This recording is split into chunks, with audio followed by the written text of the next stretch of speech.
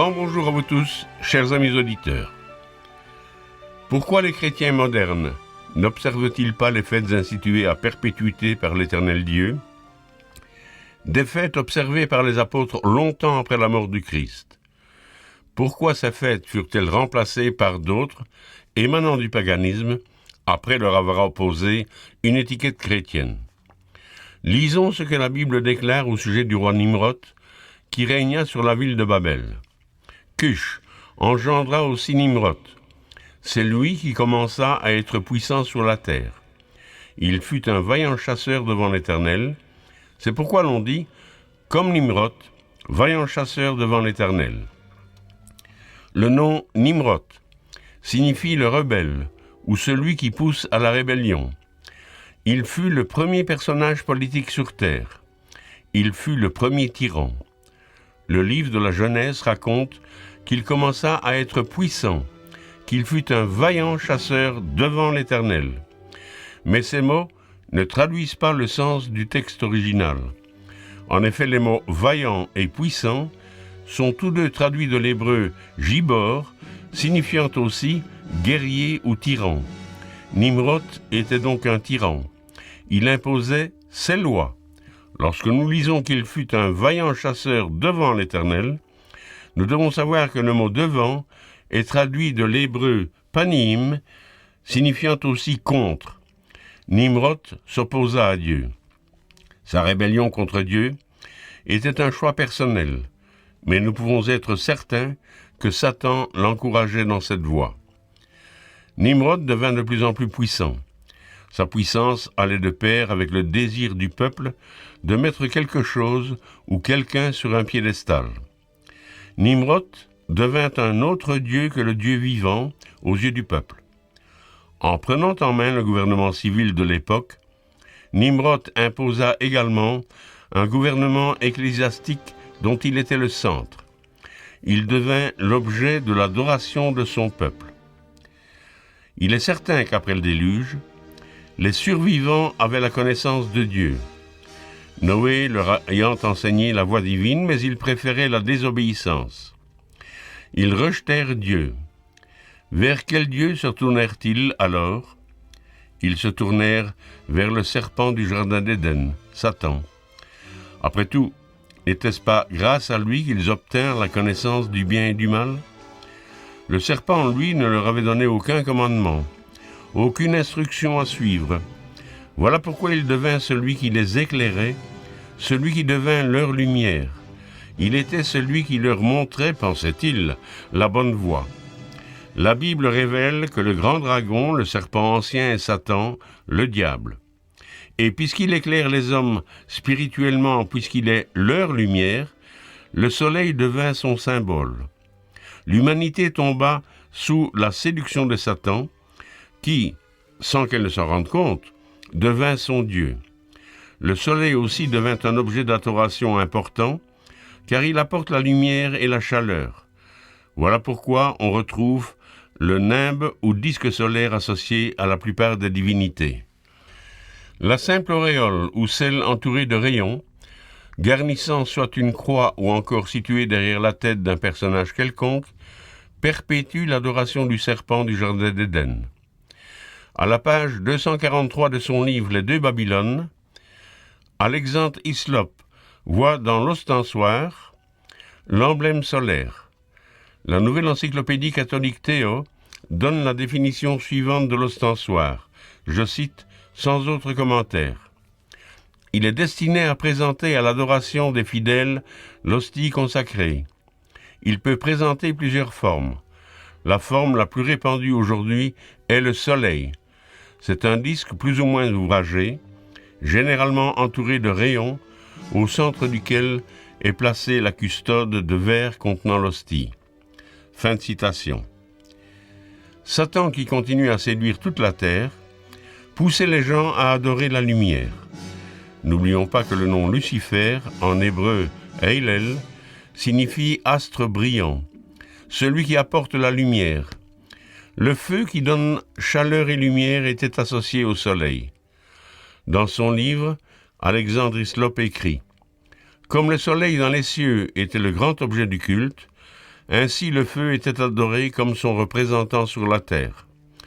En même temps que le soleil, le grand dieu du feu, le serpent, eut aussi son culte et s'identifia avec lui. Nimrod était roi. La Bible déclare « Il régna d'abord sur Babel, Érec, Akkad et Calné au pays de Shinéar. Il devint prêtre du soleil ou Bolcan, prêtre de Baal. C'est ainsi qu'il devint le prêtre du feu dévorant, auquel on offrait des victimes humaines, plus particulièrement des enfants, comme le prouve l'histoire, la Bible et les découvertes faites en de nombreux endroits, tels Carthage, comme le relate le livre Greece and Rome, édité par le National Geographic Society. Alexandre Hislop écrit au sujet de Nimrod. Ce ne fut toutefois qu'après sa mort qu'il paraît avoir été déifié. Aussi fut-il adoré plus tard comme l'enfant du soleil ou comme le soleil incarné. Pendant sa vie, cependant, il n'eut d'autre prétention que celle d'être Bolcan ou prêtre de Baal. Après la mort violente de Nimrod, Sémiramis, son épouse, s'accrocha à la promesse d'un sauveur annoncé à Adam et Ève. Voici cette promesse. L'Éternel Dieu dit au serpent, « Puisque tu as fait cela, tu seras maudit entre tout le bétail et entre tous les animaux des champs. Tu marcheras sur ton ventre, symbolisant ainsi l'abaissement, et tu mangeras de la poussière tous les jours de ta vie. Je mettrai inimitié entre toi et la femme, entre ta postérité et sa postérité. Celle-ci t'écrasera la tête, et tu lui blesseras le talon. » La femme symbolise l'Église de Dieu. Elle débuta par l'ancien Israël qui était l'Église ou l'Assemblée au désert. Sa postérité est le Christ, la généalogie de Marie et de son père adoptif passant par Abraham et David. Le Messie devait écraser la tête de Satan, ce qu'il fit lors de la tentation dans le désert, mais Satan devait lui briser le talon lors de la crucifixion. En se qualifiant pour sauver l'humanité, le Christ acquérait la possibilité de vaincre à jamais la puissance de Satan. Mais ceci exigeait la mort du vainqueur, car l'humanité ne pouvait être délivrée de sa malédiction que par la mort de son sauveur. Lorsqu'elle enfanta Caïn, Ève pensa avoir mis au monde cette postérité, le Messie attendu. Voilà pourquoi elle déclara « J'ai formé un homme avec l'aide de l'Éternel ». Quant à Sémiramis, elle se servit de la promesse de la venue d'un sauveur pour faire croire que son époux allait renaître dans l'enfant qu'elle portait afin de devenir ce sauveur déjà attendu. Elle prétendit que cet enfant avait été conçu miraculeusement. Elle associa alors le dieu Soleil au sauveur qu'elle allait mettre au monde. Ce sauveur, prétendait-elle, était semblable au soleil qui meurt le soir et renaît le matin. Dieu avait dispersé les hommes sur la face de la terre suite à la construction de la tour de Babel. Nimrod avait été leur héros, et lorsqu'ils apprirent sa mort, ils le pleurèrent. Avec le temps, ces gens poursuivirent leur migration et fondèrent des nations. Toutefois, ils gardaient toujours en mémoire leur héros, dont ils pleuraient la mort d'année en année et de génération en génération. Dans l'histoire du Japon, de la Chine, des Indes, de la Scandinavie, de l'Islande, on trouve des dieux dont le récit de la vie présente une grande similitude avec celle de Nimrod. Toutefois, le nom de ces divinités change selon les régions. Dans les anciennes traditions en Islande et en Scandinavie, si chaque humain pleurait la mort du dieu Balder, celui-ci reviendrait à la vie. En Égypte, on pleurait la mort d'Osiris, le dieu égyptien similaire à Nimrod. En Phénicie et en Assyrie, on pleurait Tammuz. En Grèce et à Rome, les femmes pleuraient Bacchus. Dans la vision qu'il montre à Ézéchiel, à l'intention de la maison d'Israël moderne, Dieu dépeint son peuple adorant le Dieu Soleil. Et il me conduisit à l'entrée de la porte de la maison de l'Éternel du côté du septentrion.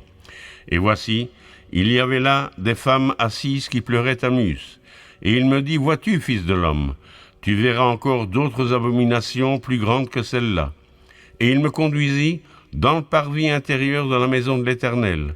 Et voici, à l'entrée du temple de l'Éternel, entre le portique et l'autel, il y avait environ 25 hommes, tournant le dos au temple de l'Éternel et le visage vers l'Orient. Et ils se prosternaient à l'Orient devant le soleil.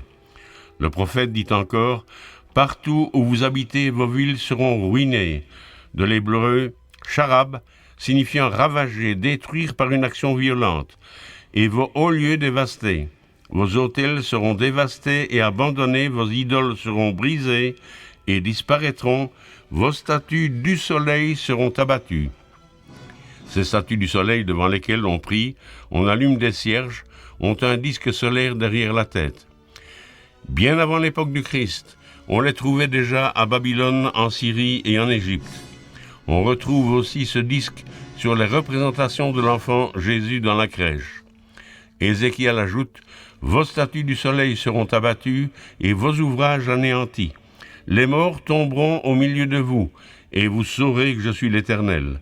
Mais je laisserai quelques restes d'entre vous qui échapperont à l'épée parmi les nations lorsque vous serez dispersés en divers pays. » Certains pensent, bien à tort, que le passage que nous venons de lire se rapporte à l'ancien Israël. Ils affirment que ces événements furent accomplis par les Chaldéens et ils se réfèrent aussi au livre de Baruch. Ce livre apocryphe n'est pas reconnu comme faisant partie des Écritures inspirées. La nouvelle encyclopédie catholique Théo le confirme, je cite, « Baruch, on met sous le nom de ce disciple et secrétaire de Jérémie 5 chapitres sans grande unité, souvent placés dans les Bibles avec les Lamentations en annexe du livre de Jérémie. Il s'agit en réalité d'un écrit du IIe siècle avant Jésus-Christ qui nous est parvenu dans l'édition grecque de la Bible, les Septante. » Fin de citation. Ézéchiel a rédigé sa prophétie vers l'an 592 avant Jésus-Christ, alors que le peuple d'Israël avait déjà été emmené en captivité par Salmanasar, roi d'Assyrie. Cette déportation eut lieu vers l'an 721, avant l'ère chrétienne, comme le confirme l'encyclopédie catholique. Les Israélites ne revinrent pas chez eux. D'autres populations non israélites furent, elles aussi, déportées pour s'installer dans les villes de Samarie, comme l'indique le livre des rois. Le roi d'Assyrie fit venir des gens de Babylone, de Cuta, d'Avva, de Hamath et de Savarvaïm, et les établit dans les villes de Samarie à la place des enfants d'Israël. Ils prirent possession de Samarie et ils habitèrent dans ces villes. Si les villes de Samarie avaient été détruites, ruinées comme l'annonça Ézéchiel, ces populations n'auraient pas pu s'y implanter. Ézéchiel, lui, se trouvait parmi les Juifs en captivité lorsque cette prophétie lui fut révélée. Cette captivité eut lieu plus de 130 ans après celle du peuple d'Israël. À ce moment, les Assyriens qui avaient emmené en captivité la maison d'Israël avaient déjà été battus par Nebuchadnezzar, roi de Babylone, et les tribus d'Israël avaient déjà quitté la Babylonie pour immigrer lentement vers nos régions. Ézéchiel n'a donc jamais pu livrer son message à la maison d'Israël. Ce message est donc destiné aux tribus d'Israël modernes. L'Éternel Dieu avait dit à Adam et Ève qu'ils mourraient s'ils désobéissaient en mangeant du fruit de l'arbre de la connaissance du bien et du mal. Ils ne le crurent pas, tout comme aujourd'hui les gens ne veulent pas croire la parole de Dieu lorsqu'elle affirme que le péché est la transgression de la loi. L'homme préfère croire que la loi est abolie alors que Dieu a déclaré qu'elle était éternelle.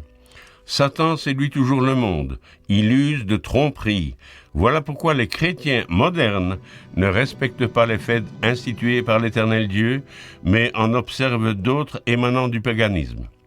Je poursuivrai ce sujet la semaine prochaine.